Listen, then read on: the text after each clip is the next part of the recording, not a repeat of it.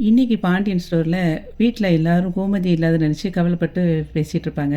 அப்போ அவங்க அம்மாச்சி சொல்லுவா, "எனக்கு எங்க மகா இன்னும் வரலையே, கவலையா இருக்கு." அப்படின்னு ஃபீல் பண்ணிட்டு இருக்கும்போது, "அப்பத்தா கவலைப்படாதீங்க, மாமா எப்படியாவது அத்தைய கூட்டிட்டு வந்துருவாங்க." அப்படின்னு சொல்லிட்டு இவ ராஜி சொல்லுவா.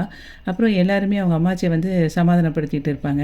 அதுக்கப்புறம் அங்க வந்து கோமதி பின்னாடி பாண்டியன் போய்க்கிட்டே இருப்பான். "ஏன்டி கோமதி கொஞ்ச நேரம் நில்லுடி, இன்னும் போய்க்கிட்டே இருக்க, எவ்வளோ தூரம் போவ? எனக்கு காலெல்லாம் வலிக்க ஆரம்பிச்சிருச்சு." அப்படின்னு பாண்டியன் வந்து சொல்லிக்கிட்டே நடந்து பின்னாடி போயிட்டுருப்பான்.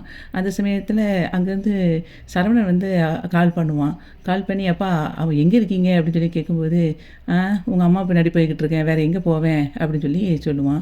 அதுக்கப்புறம் சரவணன் சொல்லுவான், அம்மாவ கூட்டிட்டு வந்துருவீங்கல்ல?" அப்படின்னு சொல்லி சொல்லும்போது, "உங்க அம்மாவ பத்திலாம் கவலைப்படாதடா, நான் பார்த்துக்கிறேன். நீ போய் முதல்ல கடைய திற. எதுக்கு கடைய அடைச்சு போயிட்டு உட்காந்துருக்க?" அப்படின்னு சொல்லி சொல்லுவான். அப்பாவுக்கு வந்து இந்த மனசு கஷ்டத்தில நான் எப்படி கடைய திறக்கிறது?" அப்படின்னு சொல்லி சரவணன் கேட்கும்போது, "ஏன்டா ஏற்கனவே உங்க அம்மா வந்து ஆஸ்பத்திரியில போய் உட்காந்துட்டு 3 நாளா கடை அடைக்க வச்சுட்டா. இதில வேற இன்னும் கடை அடைக்கவா? நீ போய் கடைய திறடா" அப்படின்னு சொல்லிட்டு ஃபோன கட் பண்ணிருவான். அப்போ அத கடைய திறக்கணும்னு சொல்லி சொன்ன உடனே கோமதி எப்படியும் பின்னாடி திரும்பி இப்படி பார்த்து முறைச்சுக்கிட்டே இருப்பா. பாண்டியன் வந்து சரவணன்ட்ட பேசிட்டு வச்ச உடனே கோமதி சொல்லுவா, "எப்ப பார்த்தாலும் கடை கடைன்னு கடையிலே கிடங்க."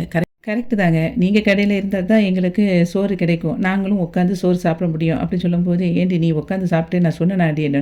"ஆமா, எத்தன நேரம் நான் உங்க கடைக்கு வாரேன் வாரேன் நான் சொல்லிக்கிட்டே இருந்தேன். என்னைக்காவது இந்த கடையில என்ன வந்து உட்கார வச்சீங்களா? ஆனா உங்க மூத்த மருமக, அவங்க அப்பா அவங்களலாம் தூக்கி கொண்டு கடையில உட்கார வச்சீங்க. என்னாச்சு?" அப்படின்னு சொல்லி கேட்பா. அதுக்கு அவன் சொல்லுவான், "ஏன்டி இப்ப அந்த பிரச்சனையெல்லாம் எடுத்துட்டு வர?" அப்படிங்கும்போது, "ஆமா, நீங்களா உங்க இஷ்டத்துக்கு ஒரு முடிவெடுத்தீங்க. நீங்க மட்டும் உங்க இஷ்டத்துக்கு முடிவெடுக்கலாம். ஆனா நாங்க மட்டும் ஏதாவது முடிவெடுத்தா தப்பு உங்களுக்கு என்ன?" அப்படின்னு சொல்லிட்டு சண்டை போட்டுட்டே இருப்பா கோமதி.